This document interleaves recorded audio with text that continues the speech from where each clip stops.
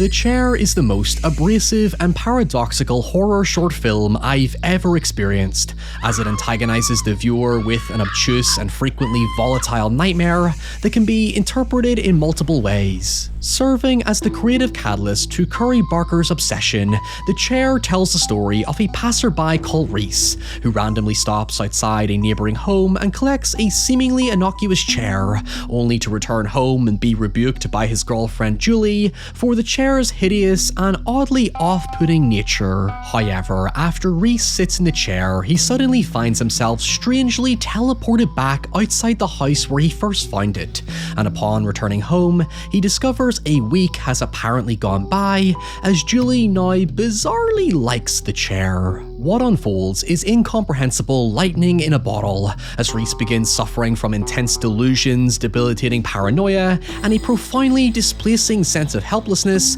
as the world around him devolves into pure, petrifying chaos. The best way I can describe it is like a 25-minute panic attack, where at the very height of its existential terror and audacious dark comedy is what I personally felt at first to be an all-too-real depiction of realizing you're at the lowest and potentially most hopeless and harmful extreme of mental illness. However, while that sentiment does still broadly ring true, the most prominent and impactful detail to inevitably overshadow my entire thought process was when the film makes a brief but very distinctly noticeable reference to Alzheimer's disease that harrowingly contextualizes the constantly fluctuating instability of Reese's perception of reality. Now, with a film as maddeningly layered and meticulous as this, I'm not going to sleuth through every possible theory or detail I came up with, otherwise this video would be over an hour long and I've got a wedding to plan.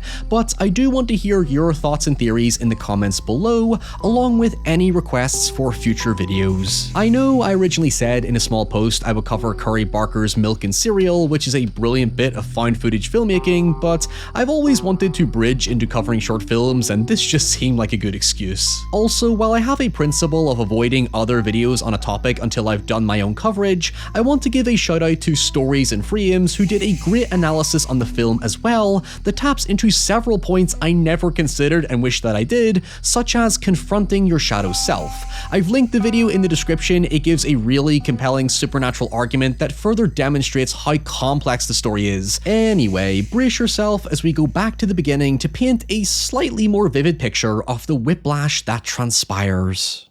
Now, before we dive into despair, this video is sponsored by our friends at Raycon. If you're someone who likes getting outdoors for a good refreshing walk or running some errands, it's always nice to have something that fits effortlessly into your day. Raycon's essential open earbuds have become my go-to companion when out and about, because their lightweight, comfortable open-ear design allows me to listen to music and podcasts while still hearing what's going on around me, ensuring both clear quality sound and safety. I always wear these bad boys when walking Cheddar during rush hour traffic or in busy spaces where it's always best to keep alert. And as I started to push harder on my fitness goals this summer, Raycon's essential open earbuds help invigorate me with that extra push when at the gym or out on an evening run, as their flexible earhook fit ensures they never fall out. Open earbuds have multi-point connectivity, so you can seamlessly switch hassle-free between your devices, and with 8 hours of playtime and 36 hours of battery with the charging case, I barely need to charge them once a week. Open earbuds are an essential part of my daily routine for all manner of activity to stay connected to both my favorite audio and the world around me, so why not join me and over 3 million customers by scanning the QR code on screen or going to buyraycon.com/RyanOpen to get 15% off today, along with a 30-day satisfaction guarantee. Despite the second half's immensely sharp and erratic pacing, The Chair begins with a deliberately nervous and brooding energy, as the chair itself remains dominant within the frame to convey its increasingly uncanny aura. You'll notice an elderly man appearing in the background as Reese arrives that not only infers to its superstitious quality, but is the first of many striking anomalies and irregularities that make preceding events perpetually unreliable. My initial suspicion was that the man's focus on the chair implied his fearful eagerness to see it go, as Reese returns home with flowers to celebrate he and Julie's 6-month anniversary, as faint church bells can be heard within the sound design, ghostly indicative of an eventual marriage that solidifies the message of being together forever. While the camera statically focuses on the chair as it maintains an unusually subtle dominance despite its mundanity within the filmic space, the couple's interaction is acutely presented within the margins of the frame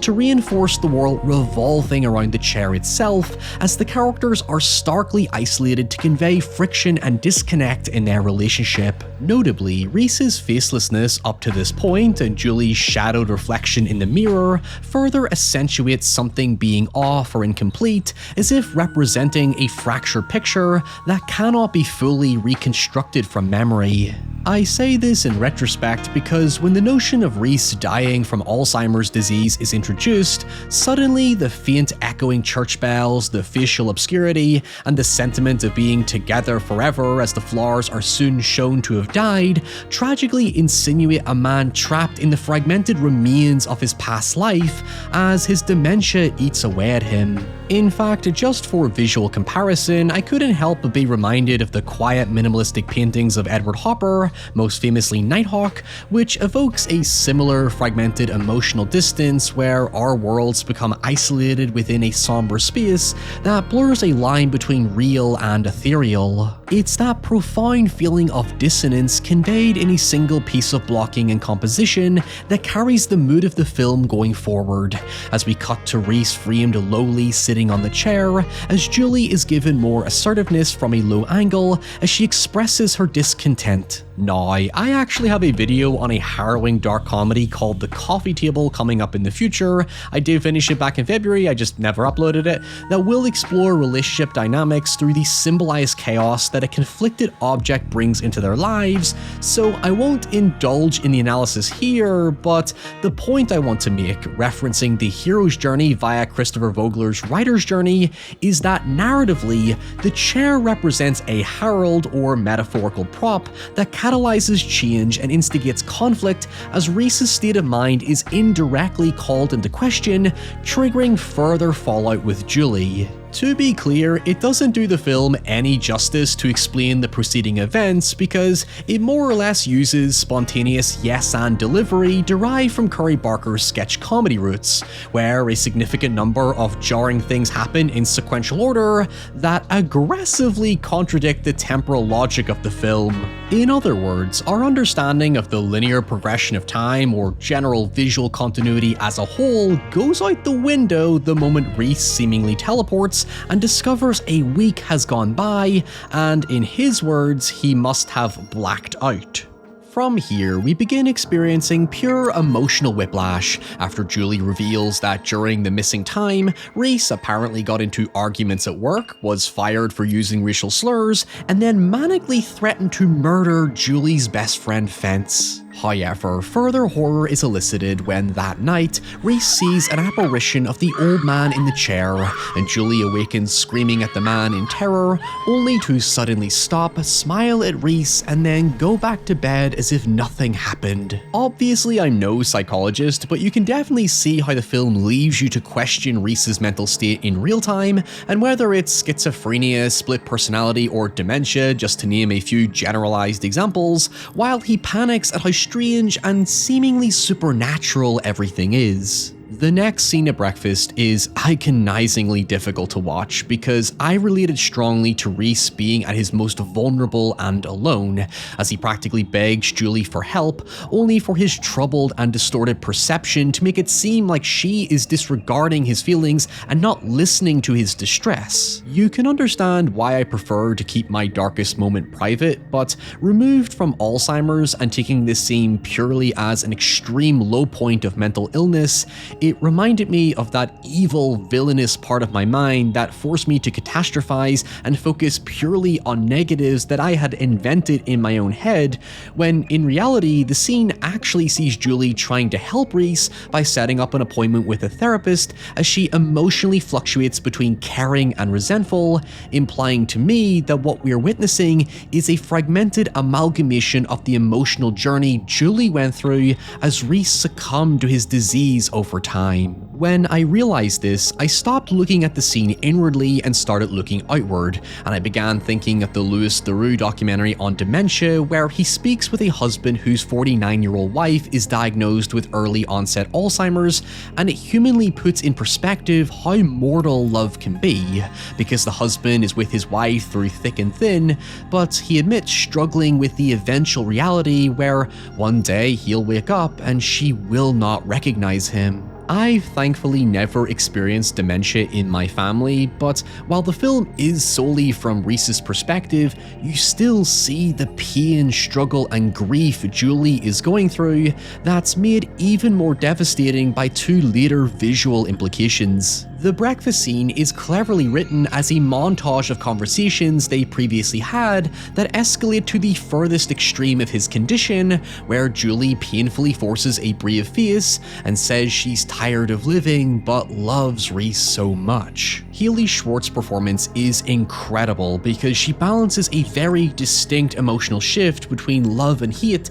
that feels natural yet still overwhelming in the context of Reese's situation. Now, it will come as no surprise that the climax throws a further significant spanner in the works when two cops arrive to investigate the disappearance of Julie's friend Fence, who we discover Reese did in fact kill with a hammer shown at the end, which is further indicated by the bloodied wound on his head that infers back to the breakfast scene when we see the old man named Franklin bashing his head in, begging Reese not to forget him. After one of the officers goes into the bedroom and emerges disheveled while the other suddenly begs not to be shot before shooting himself, Franklin, Fence, and Julie emerge from the bathroom, the latter of which is bleeding from the wrists while carrying a razor blade. The ending suitably takes on a funeral-esque tone as the final image sees all the characters dead, while the chair awaits to be taken by Reese to join the others forever. As I said at the start, there are many ways to contextualize what happens, as the story is layered with many meticulous details,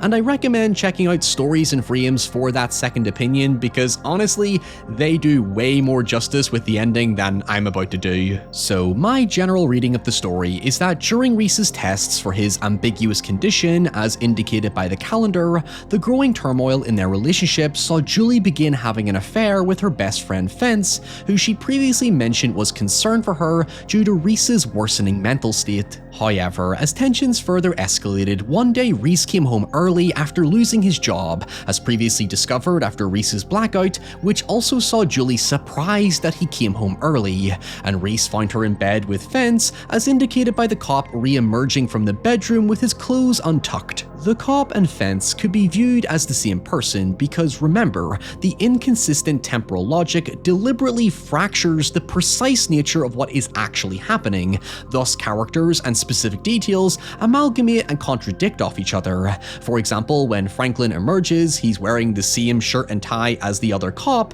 while Reese is then shown in different clothing as time suddenly shifts. The paradox here is that because we're seeing all of this through Reese's unreliable eyes, the inconsistencies and contradictions cancel each other out. Regardless, Julie eventually killed herself in the bathtub, and Reese shot the cop investigating the crimes, with the final shot seeing the chair wait for Reese to join his place forever, as I said, amongst the chaos that transpired as his condition finally and fatally consumes him. The brilliance of the chair rests in how it fundamentally rejects a universal explanation by mixing in pieces of an entirely different puzzle. For example, I theorized that Reese shot the cop, but then who the hell is this Mikey he seems to refer to? Is that his son? I don't know, and honestly, it's better that I don't. Sure, we can simply call the chair a cosmic evil and be done with it, since the three characters who sit in the chair seem to have the most manic reaction, but again, I want to leave that theory to Stories and Frames for an alternative perspective to mine.